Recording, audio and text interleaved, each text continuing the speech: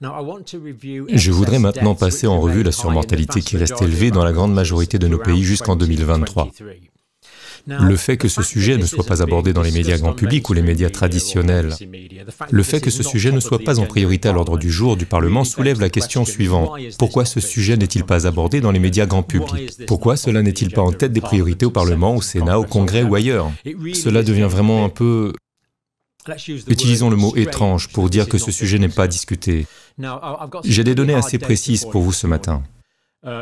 Semaine 1 à 34 en 2023 en Australie. Il y a eu 14 710 décès excédentaires, soit 16,8% de plus que ce à quoi nous nous attendrions sur la base de la moyenne de 2015 à 2019. Il y a donc eu 16,8% de décès en plus que ce à quoi nous nous attendions en Australie au cours des 34 premières semaines de 2023. Incroyable, vraiment. Ce ne sont pas les décès dus au Covid selon les autorités australiennes ou selon notre OCDE, qui représente un peu moins de 5 000. Nous pouvons donc voir que seule une minorité était morte du Covid. Ces décès sont attribués au Covid. Bien sûr, nous n'allons pas entrer dans le débat de savoir si c'est avec le Covid ou du Covid, mais la grande majorité de ces personnes, presque toutes, avaient des facteurs d'âge importants ou comorbidités pour la grande majorité des gens. Pour moi, le mois dernier, par exemple, le Covid est une maladie relativement mineure. Elle vous met KO pendant une semaine ou deux, mais elle ne met pas la vie en danger pour la grande majorité des gens. Je pense donc qu'il s'agit principalement de personnes appartenant à des groupes à risque vulnérables.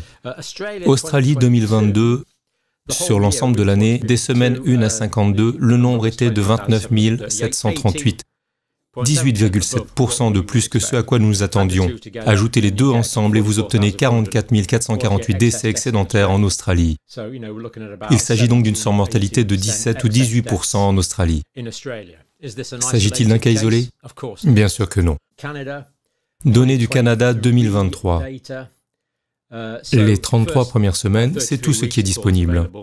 28 400 Canadiens sont décédés en plus de ce à quoi nous nous attendions, 16,7% de plus que prévu.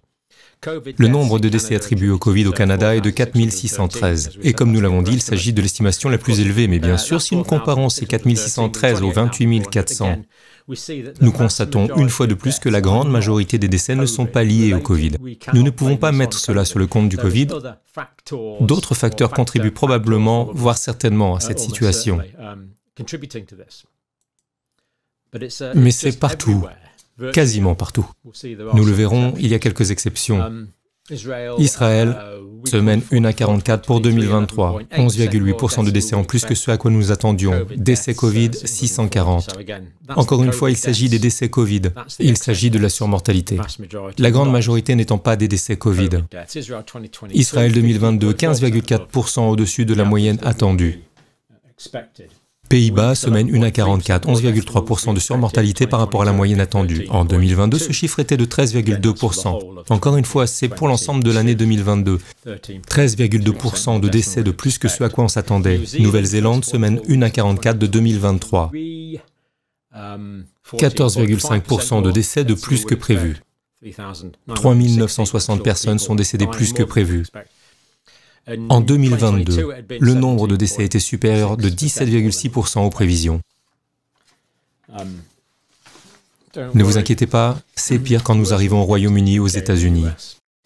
Passons maintenant au Royaume-Uni. Les semaines 1 à 44 pour 2023 pour lesquelles nous disposons de données. 49 389, voilà un chiffre qui saute aux yeux, n'est-ce pas?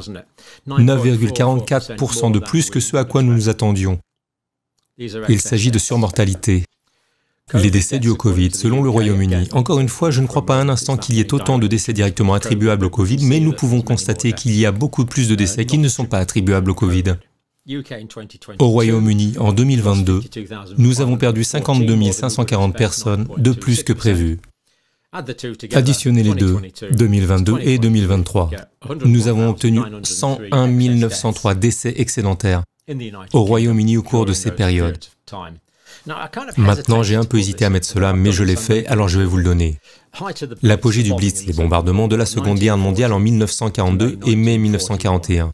Le nombre de morts civiles a été de 40 000, ce qui est terrible. Mais nous avons perdu 100 000 personnes au cours de ces 2 années. Nous avons perdu les 44 premières semaines de l'année un peu moins de 50 000 personnes, juste pour les 44 premières semaines de 2023.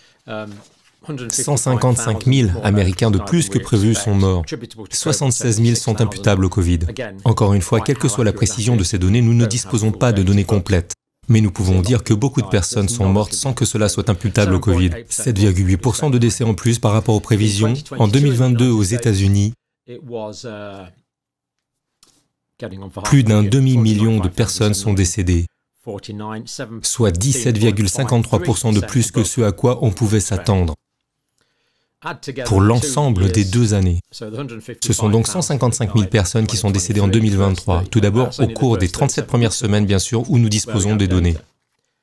Ils sont près d'un demi-million à être décédés en 2022. Nous avons recensé 651 512 décès. Je pense qu'il est important de mettre ces questions dans le domaine public parce que, à mon avis, les autres personnes chargées de la communication nous laissent tomber. Ces chiffres n'ont donc pas vraiment d'importance. Vous savez, chacun de ces chiffres est un être humain. C'est juste un... Je m'arrêterai là. Je vous remercie de votre attention.